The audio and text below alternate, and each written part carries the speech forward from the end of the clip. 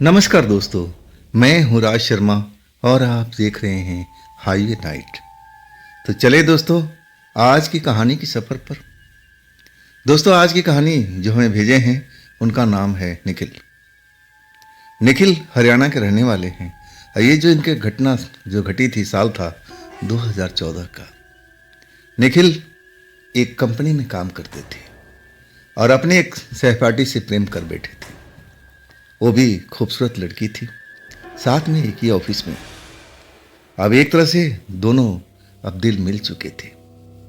अब ऑफिस में लोग भी जानते थे कि निखिल और वो लड़की आपस में प्रेम करते हैं। और निखिल रोज जब ऑफिस से निकलते थे, लड़की को अपने बाइक पर बिठा करके अब एक तरह से नाश्ता पानी अब करा करके तब उसके हॉस्टल के पास छोड़ के आ जाते थे। वो लड़की अपने अब सहेलियों के साथ हॉस्टल में रहती थी, लेकिन उसका जो घर था ना 60 किलोमीटर दूरी पर था इस जगह से। आज शनिवार की शाम के टाइम में जो ऑफिस से छूटती थी तो अपने गांव निकल जाती थी, जहां उनके माँ बाप रहा करते थे। ऐसा ही हर वीक में करती थी। आज जो था ना शनिवार ही था। अब वो जो निखिल की अब वो सहेली थी, अब अपने गांव जाने के लिए तैयार थी। निखिल उसको छोड़ने के लिए बस अड्डा पर गए, अपनी बाइक लेकर के बिठा करके। लेकिन जब गए ना, तब वहाँ पर बस जो जाने वाली थी वो आई नहीं थी। काफ़ी देर तक इंतज़ार करने लगे। रास्ते में पता लगा कि जाम वगैरह हो गया है, इसलिए बस उस रूट पर अब एक तरह से नहीं आ पा रही है, फंसी हुई है। अब रात के 9 बज गए थे। अब वो उनकी जो दोस्त थी प्रशांत थी, कहने लगी निखिल से कि निखिल ऐसा करो, तुम मेरे लिए टैक्सी कैब बुक कर दो, मैं कैब से निकल जाऊंगी, टैक्सी से निकल जाऊंगी। लेकिन निखिल सोच रहे थे कि रात के टाइम में बस तो चलो ठीक है, उसमें बहुत सारी यात्री होती हैं, टैक्सी में अब जवान लड़की को भेजना ठीक नहीं है। तो और मामला रात का है, अगर दिन होता तो चलो बात भी सही है। निखिल अपने मन में विचारने लगे कि मैं क्या करूं, कैसे इस लड़की को पहुंचाऊं।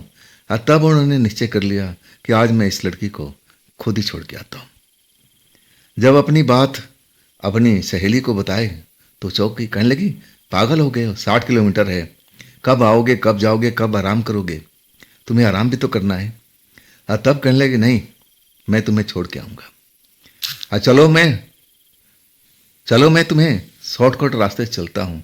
अब ये इस रोड पर तो जाम लगा होगा, अब मैं तुम्हें एक शॉर्टकट रास्ता जानता हूँ, अब मैं वहाँ तक तुम्हें पहुँचा दूंगा। आखिरकार वो लड़की राजी हो गई और 9 बजे के बाद वो लोग निकल पड़े थे। अब रास्ते में जो भी रास्ता था, अब एक तरह से अब चलते जा रहे थे, रास्ता आराम से कटता जा रहा था।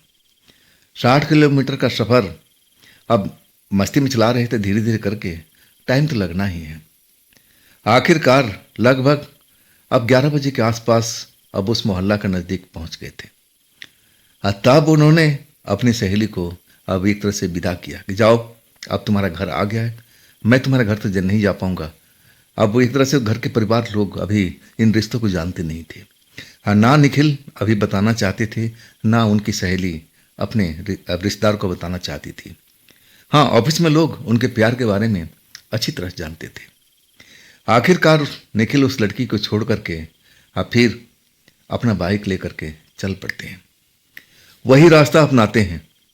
अब जो पहला रास्ता था जिसमें अब एक तरह से जाम लगा हुआ था, अब वो रिस्क नहीं लिए, क्या पता रास्ते में अब ऐसे ही जाम पड़ा होगा तो मैं फंस जाऊंगा।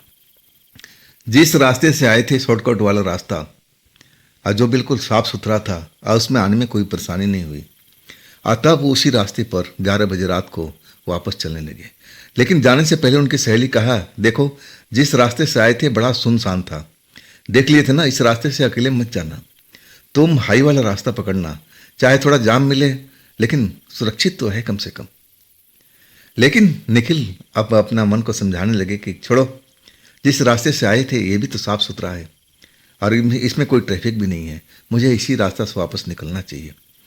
उस कस्बे से निकल जाते हैं जहाँ पर उनकी सहेली रहती है, और उस कस्बे को पार करके अब बिल्कुल सुनसान एरिया आ जाता है। गांव से लगभग 1.5 किलोमीटर की दूरी पर जब वो रोड पर निकलते चलते जाते हैं तब एक दुपट्टा रोड पर पड़ा हुआ नजर आता है, चमकता हुआ दुपट्टा। अब वैसी उनकी सहेली इस्तेमाल किया करती थी। अब उन्होंने ब्रेक लगा दिया, कहीं गलतफहमी में दुपट्टा तो नहीं गिर गया मेरी सहेली का, क्योंकि सेम दुपट्टा था, वैसे ही चमकता था, लेकिन जो निखिल थी ना, विशेष ध्यान उस पर नहीं दिए थे। आखिरकार दुपट्टा बीच में गिरा हुआ था और हेडलाइट की रोशनी में चमक रहा था।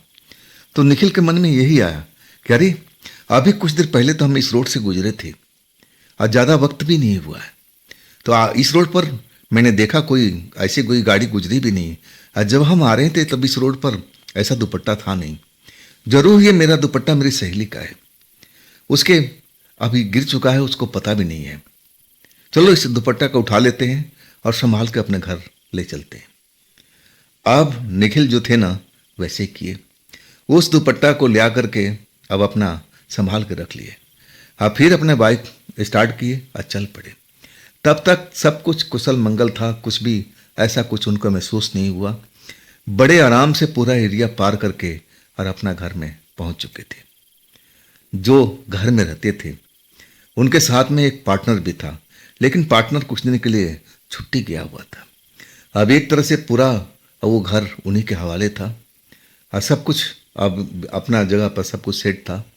अब घर पहुंचने के बाद अब एक तरह से इनको कॉफ़ी पीने का आदत था। जब थकान ज़्यादा महसूस करते थे निखिल तब कॉफ़ी बनाते थे, सब जुगाड़ था उनके पास में। अब वो किचन में चले गए कॉफ़ी बनाने के लिए। कॉफ़ी लेकर के जब अपना कमरे में आते हैं, बेडरूम में जहाँ वो सोया करते थे, जब वहाँ आते हैं ना, अचानक किचन से कुछ सामान भरभरा के गिरता है। अब दौड़ के जाते हैं, कॉफ़ी का मग छोड़ करके किचन में जाते हैं। वाकई में उनका किचन का सामान सब बिखरा पड़ा हुआ है, जैसे किसी ने गिरा दिया हो। उनको लगा कि मैं ही सामान सही ढंग से सेट नहीं कर पाया, इसीलिए ये सब हुआ है, ये मेरी गलती के कारण है। सारा सामान उठा करके अब उसको सही जगह पर रखते हैं। अब फिर अपना कॉफ़ी ठंडी हो रहती है और वो सिप करने लगते हैं कॉफ़ी को अपने बेड पर ही बैठ करके। अब वो जो दुपट्टा था ना, वो संभाल करके अब अपना बैग में रख देते हैं संभाल करके, कि जब सोमवार की उनकी प्रेमिका आएगी तब उसको देंगे कि देखो तुम भूल गई थी, रास्ते में गिर गया था। एक तरह से सरप्राइज भी कर देंगे। अब यही सोच करके कॉफ़ी वगैरह पी करके अब फिर अपना आराम से चैन की नींद सो गए थे। रात ज़्यादा हो चुकी थी और गहरी नींद में थे। अचानक उनको एहसास होता है कि उस घर में अकेले नहीं है, वहाँ पर कोई और है। जैसे उनको कोई चिता रहा हो या स्वप्न आया हो, ऐसा कुछ वो जाग जाते हैं। जागते हैं ना, तब उनको एक परछाई दिखाई देती है जो किचन से निकल करके और दूसरी तरफ कॉरिडोर में जा रही है। परछाई जैसे लाल कपड़ा पहन रखी हो, जैसे दुपट्टा का मैचिंग, जैसा उनका जो प्रेमिका थी वैसी मैचिंग पहनती थी। एक पल के लिए लगा अब निखिल को कोई स्वप्न देख रहे हैं, ऐसा ही उनको महसूस हुआ। अगले पल आंख बंद करते हैं, खोलते हैं और तब वो परछाई गायब हो जाती है। उनको अब यही एहसास हुआ उस वक्त में कि हाँ, ये मेरा मन का भ्रम है और कुछ बात नहीं है, इसमें कोई डरने वाली बात नहीं है। अब फिर वो नींद में आ जाते हैं। जैसे ही नींद में आते हैं ना, अब उनके पास में कोई आकर के खड़ा हो जाता है। उनको एहसास होता है खुशबू, बदन की खुशबू, जैसे परफ्यूम महक रहा है। आंखें खोलते हैं, नींद में अभी मतवाले हैं नींद से, लेकिन बड़ी मुश्किल से आंख खोलते हैं और तब उनके चेहरे पर कोई चेहरा झुका हुआ है और चेहरा एक सुंदर लड़की का, बड़ी बड़ी आंखें, चेहरा गोरा चमकता हुआ। उनकी जो प्रेमिका थी उससे भी सुंदर चेहरा था। जब उस लड़की को देखते हैं तो बहुत डर जाते हैं कि अचानक मेरे कमरे बंद पड़ा है, ये लड़की कहाँ से आ गई, इतनी खूबसूरत, ये तो मैं इसको जानता तक नहीं। अब अपना नींद से भरी आंख खोलने की कोशिश करते हैं और फिर खोल भी लेते हैं। अब उनके सामने में वही चेहरा बिल्कुल दिखाई दे रहा है। अब उनका मन का भ्रम नहीं है। पहले तो लगा कि मन का भ्रम है, जैसे उन्होंने परछाई देखा था और ये भी वही है। वो लड़की वास्तव में उनके पलंग के पास में झुकी हुई चेहरे को अब एक तरह से देख रही है। ना तो उसके चेहरे पर कोई मुस्कान है, ना कोई डर का अब कोई पहचान है। बिल्कुल शांत खड़ी हुई और एक टक घूरते हुए अब निखिल को चेहरे को देख रही है। निखिल अब ये देखते हैं ना तो एकदम खौफ में भर जाते हैं कि मेरा दरवाजा बंद है, ये लड़की कौन है जिसे मैं जानता नहीं हूँ। कौन हो तुम? हकलाते हुए बोलते हैं डरे हुए आवाज में, कौन हो तुम? तुम मेरे कमरे में क्या कर रही हो? क्या तुम पड़ोस में रहती हो? गलती से मेरे घर में आ गई हो? लेकिन उनको आभास होता है कि गलती से कैसे वो आ सकती है, अंदर से तो उन्होंने सिटकनी बंद कर रखा है, तो लड़की कैसे आ सकती है। तब लड़की मुस्कुराती है, बड़ा ही शानदार मुस्कुराहट। देखने में कहीं से भी वो भूत प्रेत नहीं लगती है, ना कोई चुड़ैल लगती है। लेकिन ये सब देखते हुए भी वो डर चुके थे। उनको समझ में नहीं आ रहा था कि आखिर ये लड़की मेरे कमरे में क्या कर रही है, कौन है ये, कैसे मेरे कमरे में आ गई है, मुझे क्यों निहार रही है। लड़की मुस्कुराती है और कहती है, पूछती है कि तुम मुझे नहीं जानते? अरे तुम ही तो अब अपने घर लेके आए हो, मैं तुम्हारे बुलाए पे तो आई हूं, तुम मेरे साथ में अब रात गुजारो। अब एक तरह से अब जो निखिल है ना एकदम भय में हो जाते हैं, डर जाते हैं उस अनजान लड़की को देख करके। कहते हैं कि मैं तुम्हें जानता तक नहीं, तुम ये कैसी उल्टी सीधी बात कर रही हो, तुम मेरे घर से निकल जाओ। वो उठ करके खड़ा होना चाहते हैं ताकि उस लड़की को रास्ता दिखा सके कि रास्ता इधर से है, तुम यहाँ से निकल जाओ। लेकिन लड़की जो थी ना उनको उठने का मौका नहीं देती है, उनको पलंग पर ही गिरा देती है और उनके सीने पर बैठ जाती है और कहती है कि तू तो मुझे अपने घर लेकर आया और तुम मेरे से ऐसा सवाल जवाब कर रहा है, तेरी इतनी हिम्मत, मैं तुम्हें अब छोड़ूंगा नहीं, देख मैं तेरे साथ में क्या करती हूँ। अचानक वो सुंदर चेहरा अब एक तरह से डरावना बनने लगता है। देखते ही देखते वो लड़की अब एक खूबसूरत लड़की से अब एक चुड़ैल जैसी शक्ल में नजर आती है। निखिल ये सब देख करके एकदम और प्राण उनका सूख जाता है, चीखने चिल्लाने की कोशिश करते हैं लेकिन आवाज कमरे से बाहर निकल नहीं पाती। डरे हुए हालत में अपने बिस्तर में छटपटा रहे हैं और वो चुड़ैल रूपी लड़की उनके सीने पर बैठी और एक तरह से मजा ले रही है, अब अपना रूप दिखा रही है। और निखिल चीख रहे हैं, चिल्ला रहे हैं कि मुझे छोड़ दो, मुझे इस घर से बाहर भागना है, मुझे इस घर में रही नहीं रहना है।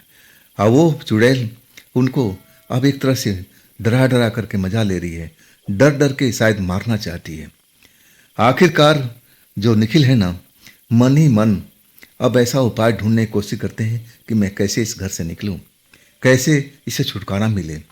अब सारा प्रयत्न कर लिए थे, जो भी जोर जबरदस्ती करना था कर चुके थे, लेकिन उस लड़की से यूँ कहा जाए कि उस चुड़ैल से अब जीत नहीं पा रहे थे। आखिरकार अपने आप को सरेंडर किया, कहने लगे कि देखिए मैंने आपका कुछ बिगाड़ा नहीं है, अब मैं आपका कुछ बिगाड़ना भी नहीं चाहता हूँ, आप मुझे छोड़ दीजिए, मेरा भी एक परिवार है, मेरे गांव में माता पिता हैं, मैं अब माता पिता का अकेला बच्चा हूँ। अपना अब जो दुखड़ा है वो चुड़ैल को सुनाने लगते हैं। चुड़ैल उनकी बात सुनती है और फिर अपने असली रूप में आ जाती है, जैसे पहले वो नजर आई थी। अब मुस्कुराती हुई कहती है कि हाँ मैं तुम्हें मारना नहीं चाहती हूँ, लेकिन जब तक तुम मेरी बात को नहीं मानोगे। अब देखो मैं तुमको अब जानती भी नहीं हूँ और तुम मुझे अपने साथ लेके आए हो। और तब डरे हुए निखिल कहने लगे कि मैं तो आपको जानता तक नहीं, तो मैं आपको कैसे लेके आऊँगा। तब वो लड़की कहने लगी कि मेरा जो दुपट्टा है तुम लेके आए थे ना। अब निखिल को जैसे होश आया कि हाँ मैं रोड से वो दुपट्टा उठाया था, वो तो मैं अपनी सहेली को जानता था कि सहेली के गले से गिर गया होगा, मैं तो ये समझ के उठाया था। अब वो कहने लगे हाँ मैंने दुपट्टा उठाया था, लेकिन वो दुपट्टा तो मेरी सहेली का था। वो लड़की हंसने लगी, कहने लगी नहीं वो दुपट्टा मेरा ही था, मैं जानबूझ करके वो उस जगह पर गिराई थी। अब मैं तुम्हें जाती हुई देखी थी और तुम मेरे दिल को भाग गए थे। अब मुझे लगा कि मेरे शिकार में जरूर तुम फंसोगे और तुमने वही किया जो मैं चाहती थी। तुम बाइक रोके और उस दुपट्टे को उठा करके अपने थैले में रख लिया और तब मैं तुम्हारे पास आ चुकी थी। तुम्हारी बाइक पर ही सवार होकर के मैं यहाँ तक पहुँची हूँ। जब तुम किचन में थे, कॉफ़ी बना रहे थे, तब मैं तुम्हारे पास में थी। वो चुड़ैल थी ना, पूरी कहानी अब बता दिया था। अब तो जैसे निखिल थे ना, और खौफ में आ चुके थे कि अब मेरा क्या होगा, ये क्या होगा, मेरे साथ में क्या करेगी। तब वो चुड़ैल कहने लगी कि देखो, अब तुम्हारे पास में कोई रास्ता नहीं बचा है, या तो मेरी बात को मान लो और फिर मरने के लिए तैयार हो जाओ। आखिरकार निखिल अपने जान को गंवाना नहीं चाहते थे। कहने लगे मुझे क्या करना है। तब लड़की उनको समझाने लगी कि देखो, अब हम प्रेम करेंगे। मैं तुमसे वादा करती हूँ कि प्रेम करने के बाद में मैं तुम्हें कोई नुकसान नहीं पहुँचाऊँगी। ये जो दुपट्टा है ना, जहाँ से तुम लेकर आए हो, अगर वहाँ तक छोड़ दिए तब मैं तुम्हें बकस दूंगी। तुम भी मुझे प्यारे लगे, मैं तुम्हें मारना नहीं चाहती हूँ। लेकिन इतना तुम पर दिल आ चुका है कि मैं तुम्हें छोड़ना भी नहीं चाहती हूँ। तो क्या तुम इस काम के लिए तैयार हो? आखिरकार निखिल मान चुके थे। जान का डर किसको नहीं होता है। आखिरकार अब उस लड़की के साथ में पूरी रात बिताई। कमाल की बात थी, जब सुबह उठे ना तो लड़की कमरे में थी ही नहीं। लेकिन वो जान चुके थे कि ये तो अब चुड़ैल है, आत्मा है, प्रेत आत्मा है, ये तो कुछ भी कर सकती है। सुबह उठते ही पहले काम अब वही किए। वो जो दुपट्टा था ना, उसको संभाल करके अपने बैग में डाल करके अपनी बाइक स्टार्ट किए। चल पड़े उसी जगह पर। घंटों का सफ़र करके और सुबह सुबह पहुंच गए थे। जहाँ से दुपट्टा उठाए थे, एग्जैक्ट एरिया तो पता नहीं था, लेकिन आसपास में कहीं पर और उसी जगह के आसपास रोड पर ढाल दिए थे। इसके बाद मुड़े अब चल पड़े थे अपने घर को। अब निखिल बताते हैं कि वास्तव में उस लड़की ने अब वैसा ही जैसा वचन दिया था ना, वैसा ही मेरे साथ में किया था। मैं तो काफ़ी डर रहा था कि जो भी चुड़ैल एक बार लड़के को अब फंसा लेती है, आसानी से पीछा नहीं छोड़ती है। लेकिन वो जो चुड़ैल, जो भी प्रेतात्मा थी, वो वचन का बहुत पक्का थी और उसने अपना वचन को निभाया था। और उसने कभी भी उसके बाद मुझसे टकराने की कोशिश नहीं की, ना तो मेरे कमरे में आई। मैं तो कई रात तक, जब तक मेरा पार्टनर नहीं आ गया, मैं तो डर डर कर रहता था। ये बात अपनी प्रेमिका को बताया तो प्रेमिका तो मुझ पर हंस रही थी। कह रही थी कि किसको पागल बना रहे हो। आज के इस साइंस के युग में ऐसी बातें शोभा देती है।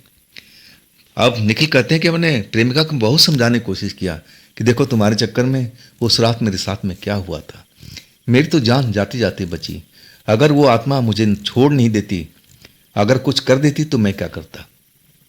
लेकिन उनकी जो प्रेसी थी, अब एक तरह से उनका जो दोस्त थी, वो आज भी वो मानने को घटना को तैयार नहीं है कि नहीं निखिल, तुम झूठ बोलते हो। इस साइंस के युग में ऐसा मैंने आज तक कभी ना पढ़ा है ना सुना है। ये भूत प्रेत की कहानियां हैं, तुम कहीं से पढ़ करके अब मुझे बताने की कोशिश कर रहे हो। आखिरकार उस लड़की से अब शादी हो चुका है निखिल का। लेकिन आज भी लड़की, कभी भी निखिल अब इस बात पर चर्चा करते हैं कि देखो, तुम्हारे छोड़ने के बाद गलती से वह मैं दुपट्टा उठा लिया था तुम्हारा जान करके, और वो लड़की मेरे साथ में मेरे घर तक पहुंच गई थी। अगर उस रात को मुझे मार देती तब क्या होता। लेकिन उनकी जो प्रेम का अब जो पत्नी बन चुकी है, और वो आज भी उनकी बात पर हंसती है। कहती है निखिल, मुझे बनाने की कोशिश मत करो, ऐसी कोई प्रेत आत्मा इस दुनिया में रहती ही नहीं है। आज भी वो मेरी बात को मजाक समझती है। तो दोस्तों, ये थी आज की कहानी निखिल जी की। ये कहानी आपको कैसी लगी कमेंट में ज़रूर बताइएगा। और दोस्तों, ये भी चैनल आप ही का है, तो इसको भी अपना प्यार दीजिए, लाइक कीजिए, सब्सक्राइब कीजिए और अपने दोस्तों को शेयर कीजिए। फिर हम कल की रात मिलते हैं इसी चैनल पर, इसी टाइम में। आप लोग अपना ख्याल रखिएगा। नमस्कार।